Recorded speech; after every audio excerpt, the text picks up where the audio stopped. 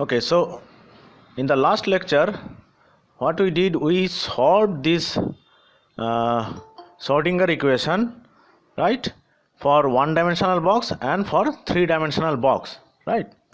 So that was the simplest way to solve the Schrodinger equation, right? Now, why we learned that? We learned that because if we consider that an electron is confined in an atom, right, so that is also a small space like a one three-dimensional box, right? Now we can use that knowledge to solve the wave equation for an electron in an atom, right? Now that is very rigorous mathematics, and it is not in the scope of this curriculum to solve the Schrodinger equation for an hydrogen like atom, but those things can be done, and they are given in the textbooks, but you do not require for the time being to learn about that. We'll just use the results here. Okay, now see, this is the Schrodinger equation in three dimension. Okay, now this is in what? Cartesian coordinates, right? X, y and z, x, y and z. But for chemists it is much more easier to visualize things in the forms of orbitals, as we know, right, and all that. For those, these polar coordinates are much more handy, right? What is polar coordinates? There are easy mathematical ways to convert Cartesian coordinates to polar coordinates. In polar coordinates, this x, y and z is replaced by r, that is the distance from the nucleus, right?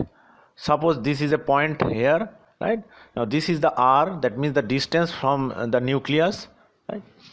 And an angular part, this is called the radial part, radial wave function, and there is another wave function that is called angular part, which is dependent on theta and phi, right? And in short form we can write this one. So what is theta and phi? Just have a look, right? Suppose this is the x axis, y, and here it is z. Now theta is the angle of this point, right, that is subtends with the z axis, right?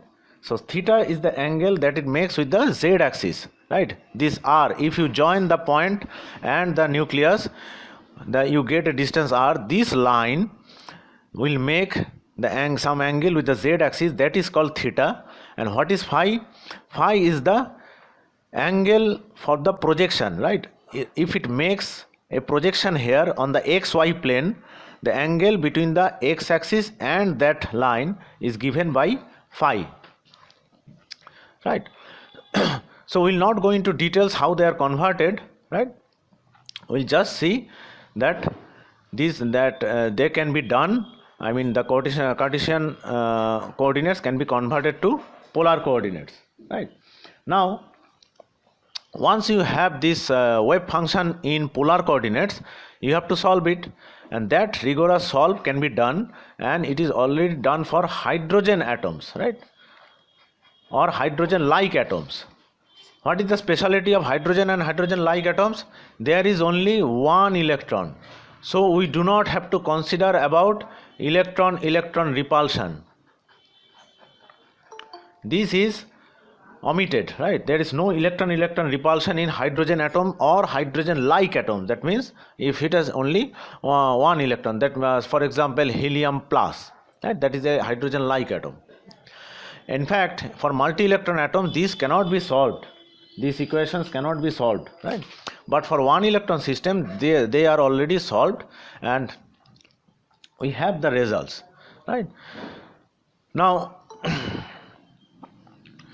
when you solve them, right, as you solve them, this Schrodinger equation in polar coordinates for the atoms in three dimension, of course, right, what we saw in case of a cubic box or a three-dimensional box, you got nx, ny and nz, right?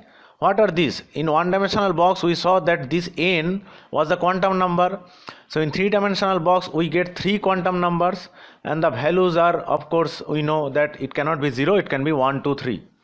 Now for three-dimensional atom, when you solve this Schrodinger equation for hydrogen-like atoms, we get, right, we get 3 quantum numbers, namely N, L and Ml or M, right? So that is the you know all these names already, that this is known as the principal quantum number, the azimuthal quantum number and the magnetic quantum number, right? Now you already know what the values of this you can have, right? N is from 1, 2, 3, it cannot be 0. L is minus 1, N minus 1 to N, right? And your, what is that, Ml is plus L to minus L, right, through 0, right? All these things you have just learned in your previous courses, but you do not know how they come from, right? They are the direct result from the solution, and mathematically this, with putting these restrictions, we have those particular values of N, L and M. So for these particular solutions, for a particular set of L, M and N, suppose say N equals to 1, L equals to 0, M equals to 0. Suppose if you have this, because you can have this one, right? You can also have say 3, suppose say 1 and M equals to say plus 1, right? Something like this. You can have various types of sets, right? Permitted numbers. Now for these particular numbers, we saw what? For already saw that for putting N equals to different types of N, Y and NZ, we have different types of size. So so here also we will have different types of size. So we will put it here like 0, 0. Here it will be 3, 1, plus 1, right? So we will have different size. Different size means, so these are the solutions of Schrodinger equations, Schrodinger wave equations in three-dimensional atom, right? Putting those boundary conditions. Now these particular solutions are actually called what? They are called these eigenfunctions. Eigenfunctions, right? These are the eigenfunctions, and they represent what? They are what that represent what we call orbitals, right? Orbitals are nothing but wave functions, right? They are wave functions, right? So okay, now we'll directly see. So we have already seen that in three-dimensional box or one-dimensional box, our psi look like, right, 2 by root over 2 by L sine of n pi x by L. So this was the form, right? This was the shape, and from this we found out the waves, right? The nature of waves, something like this. Because why? Because it was sine. It was sine wave, right? Now similarly, as people have already solved it, we will just directly see the results. See, in this slide you can see the results of first 5 orbitals for different values of N, L and Ml, right? For N equals to 1, L equals to 0, M equals to 0, M equals to 0, right? The solution for the radial and angular part are shown differently, right? Separately it is shown, right? Similarly it is done for N equals to 2, L equals to 0 and M equals to 0, right? And there are some symbols. We already know that these are called s orbitals when L equals to is 0, and when L equals to 1 they are called p orbitals, right? We have seen it. And for M values we have different axes, right? For M, if it is M0, it is taken as Z axis. If it is plus 1, it is X axis. If it is minus 1, it is Y axis. Okay. Now see, what are the features? What is coming out of these solutions, right? For any part, for d orbitals also you can get, right? There is no place here, or if I put it in one slide it will be much bigger, or it is even more, a bit complex. So I have not put it here, but you see for s orbitals, right, these s orbitals, right, the radial part, it has the r function, it is a function of r, so it has the r, but for the angular part they are independent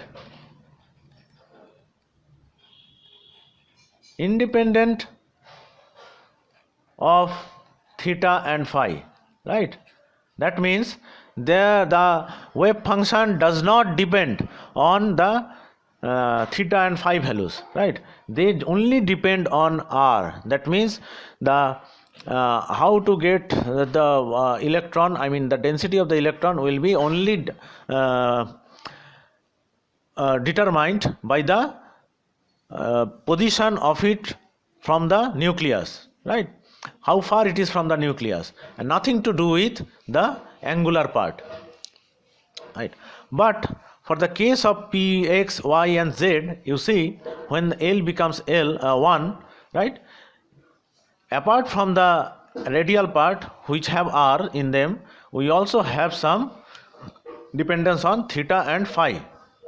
Okay, now in the z component, you see there is no phi.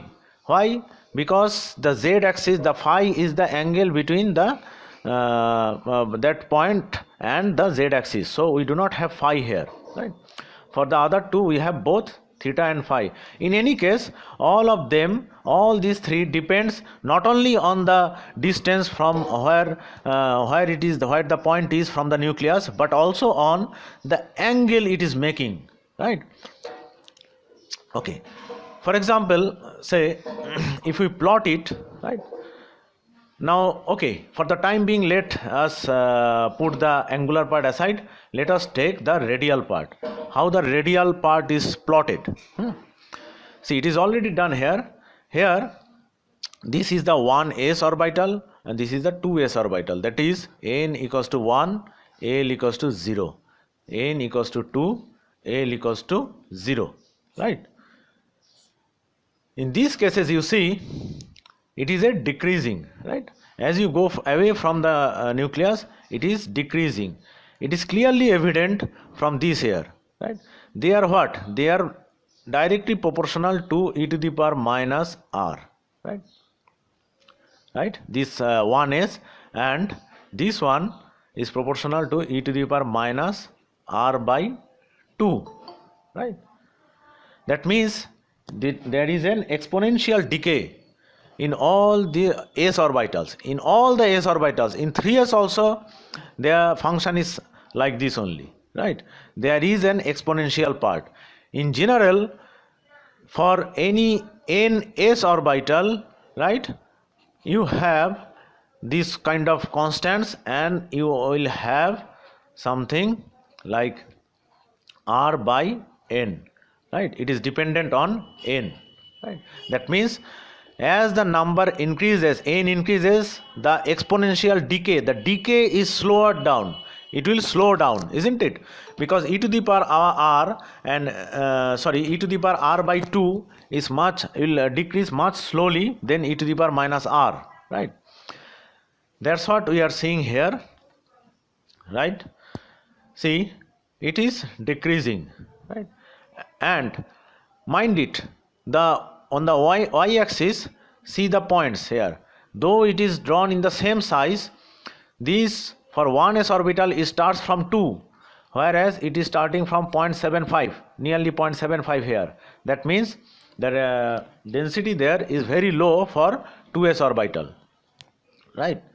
Of course, these are not densities, these are just radial wave functions, that is the size, right. Another point that we are getting it from here is, see the nodes, right. It is evident from 1s to 2s. What is the difference between these two? Forget about these constants 1, 2 and 1 by 2 upon root 2, right. We have another function here, right, 2 minus r, right. This is suppose, that means when r is equals to 2, then the function becomes 0 here, because 2 minus r is here. So this is again plotted here, right. So that means this is the point where r is 2, right? That means here this r functions is becoming 0 because we have a component of 2 minus r, right? This point we will see, this is called what? Node, right? But here there was no nodes, right? So similarly we will see that for s orbitals we have n minus 1 nodes, right? N minus 1 nodes for s orbitals. So here it is 0 nodes, here it will be 1 node. For 3s there will be 2 nodes, and so on. Now let's go to p orbitals, right? In p orbitals, right, see there is again this exponential decay type of thing, right? For p orbitals, see in the green it is 2p, so this is the first p orbital, right? So there is no node here, right? So in the 3p, which is the second p, we have 1 node here, right? So and for 4p there is 2 nodes here. So for generally for p orbitals what we have, it is n minus 2 nodes, and for d orbitals it is n minus 3 nodes. See for d orbital this is the first one. So these are the radial plots, right? Radial plots of the wave function with respect to the distance from the nucleus, right? This is just shown here. But for us, as we have seen that psi, we have already discussed that psi has little significance, but psi square have more significance because it gives us the probability density, right? It gives us the probability density. So we will now concentrate on that one. But before that, we will discuss some points about these radial wave functions. I think we have already discussed this point. Let us recapitulate it again, right? So these s atomic orbitals have some finite values of r at the nucleus. You see, right?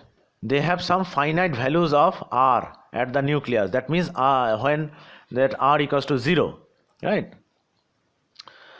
For all other orbitals other than s, r is 0 at nucleus. See, for both p and d it is 0 here, right? R is 0 at the nucleus. For 1s orbital it is always positive, but for first orbital other than the types, right, they are always positive, but except at the origin it is 0, right? Okay, this means what? See, this is positive, always positive, but for the second orbital of s, right, there is a point 0, and beyond that it becomes negative. Here the value becomes negative, right? We can see this here also. For the first p orbital, that is 2p, it is always positive, but for the next p orbital, right, that is 3p, it is negative here after becoming 0, and the third p orbital, that is 4p, right, it was positive, then it becomes negative, and again it changes sign, after becoming 0 to positive, right? These points are called nodes where the wave function changes its sign, right? Okay, so this we have already discussed. Now, as we said that for us psi square is more important, right, than this one. So you can directly plot it. You can either just square this function and plot it, right? That can be easily done, or a more common way to do is to think about the density, probability density, right? So psi square, we know that it gives you the probability density. That means the probability of finding the electron at that unit volume, right? So suppose we are thinking of a sphere, right? We are thinking of a sphere, right? Now In between I am drawing another circle to show that this is the shell. Shell means, suppose it is a hollow shell, it is hollow, and this is the solid, right? This is a solid shell of volume, say dV, a small volume, very thin shell. And what is the thickness? So from here it is R, and this thickness is, say, dr, right? That means this is the volume of dV, and that means if you integrate it, right, or say, now okay, before integrating let us do this mathematical thing. Suppose the volume of a sphere, is 4 pi r cube by 3. Okay. Now if you do the derivative with respect to r, so you have 4 pi r square, right? So 3 and 3 cancels out, 4 pi r square and dr. Okay, now you multiplied this one with this radial part, so r, right? So square of that one. So what do we have? We have r square dV equals to 4 pi r square multiplied by r square dr, right? So this is what is shown here, right? This is called the radial distribution function or radial probability function. Now if you plot this, that means you square the radial function, right? Square the radial function means you are squaring these plots, right? Those values you are getting, and you multiplied it by 4 pi square, 4 pi r square. You multiplied it, and then you plot it, then you will get those values, right? That is more important. Now what will give? If you integrate it, this actually gives you the probability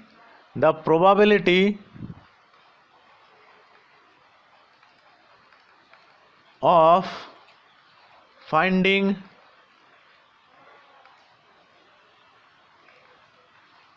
the electron in this shell of thickness r to dr, right? From dr, and this is the volume is dV, right? So that the probability of finding the electron in this shell of thickness dr from a distance of r from the nucleus, whose volume is dV, is given by this one, right? Now if you plot this, we will get pictures like this one. See, our 1s plot was something like this. This has become like this, right? Now this, here you see there is no negative part, so obviously because you have squared it, so there is no negative part. And this also makes sense. Why? Because we are now talking about probability. This is the probability, and probability cannot be negative, right? It can always be positive value. So there is no negatives in this, right? So in the x-axis, in the y-axis we have this one, and here is the radius. Okay. Now you see all of them have what? They have a maxima, right? They have a maxima here. There are subnodal maxima also. These are the nodes. Of course, these are the nodes, right? In 2s, these are the nodes. Here 3p, there is a node. 3s, there are 2 nodes. There are subnodal maxima. We will talk about this very soon, right? Before that, you see there is a maxima on all of them. Can you tell what are those maximas are? These are the Bohr radiuses.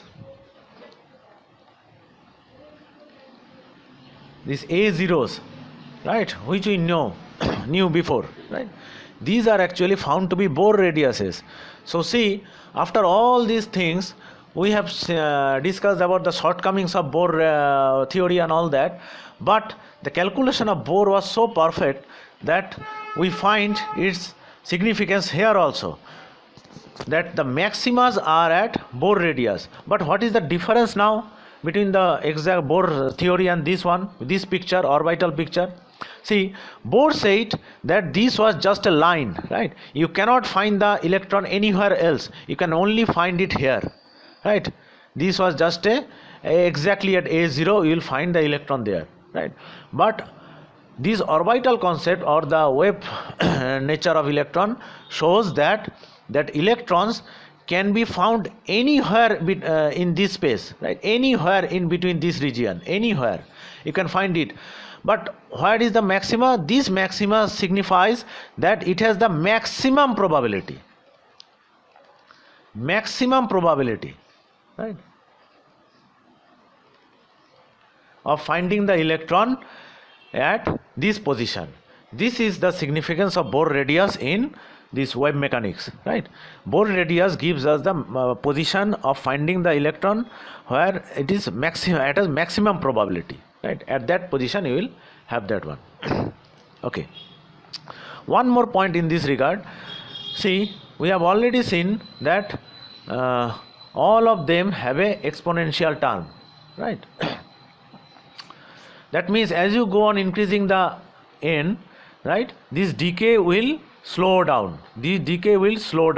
This means that the probability of finding the electron will be further away, right? And that's why we can say that as n increases, the radius of the orbital also increases. The radius of the atoms are also increasing, right? Okay, now let us see the shapes, right? See, we have already seen that the s orbitals do not have any angular dependence, right?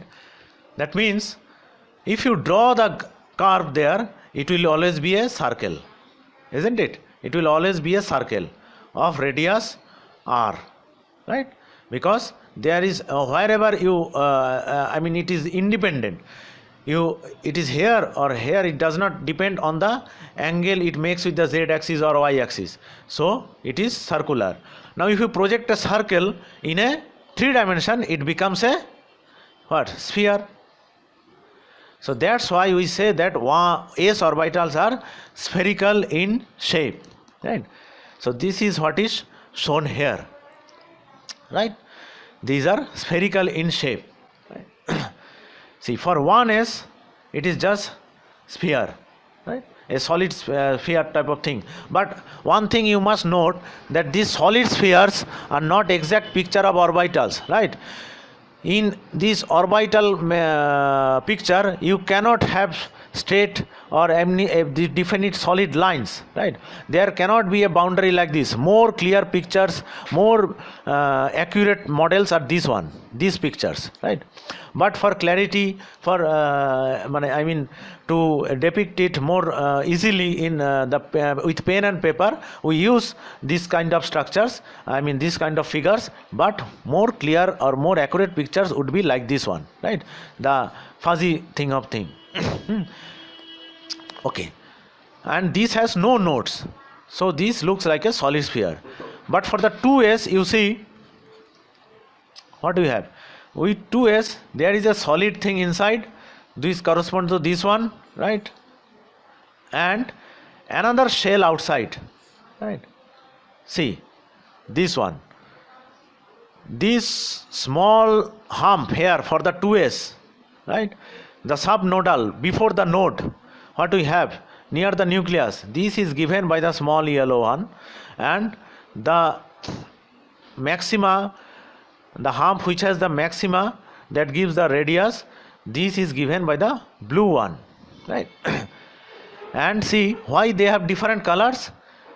Different colors are because the wave function has changed sign, isn't it? When you plot this only r, you saw that 2s was like this, right? That means from positive it went to negative. That means the wave function has changed sign. This is shown by different colors here. right? In books you can find it is shown by plus and minus. For p orbitals it is always shown like this, either plus or minus. It has nothing to do with charge of electrons and all that. It is just shows that it has changed sign, right? For p orbitals you will always see that they have changed sign there. Okay. Now see,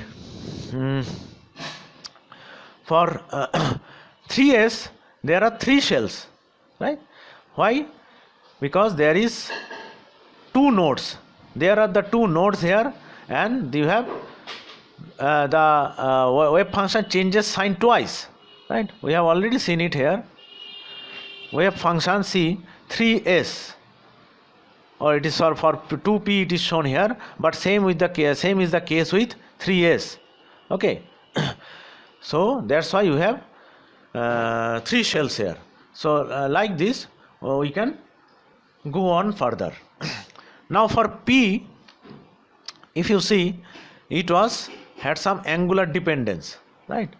Now for p, for pz it was dependent on cos, sorry, not cos phi, cos theta, right? Now see, cos theta has maximum when it is 0, right? And minimum, and means 0 when it is 90 degree and something in between. So if you plot it, it will be something like this, right? And then again if you go on, it will change sign, right? Here it will be positive, it will then change sign like this, and you have a plot like this one. So here you will say it is positive, here it is negative. That's why we have a p orbital of this kind of shape. Two circles are touching, right? Now 2 circles are touching, and here the wave function has 0. That means this is the node here, right? The wave function is 0 here at the origin. Now two circles are touching each other, are tangent to each other. But we know that the p, as already I have drawn, it is dumbbell shaped, right? These are not circular. Why it is so? Because I have plotted here the r, only the r function. If you square it and multiply with sorry, this is only the r, right? If you square it, right, if you square it and multiply it with 4 pi r square, then you will have this kind of shape, right? Then you have this kind of shape. That's why p orbitals have this shape, right? And d orbitals have different shape. Now all these shapes, as you have seen here, that they are direct consequences of the solution of the Schrodinger equation in this 3-dimensional atom system for 1 electron system, right? Okay. So this is how we find the shapes of various orbitals. Now when you say shapes of orbital and you draw these pictures like this, this is not the real picture of orbital, right? This is not the real picture of orbital.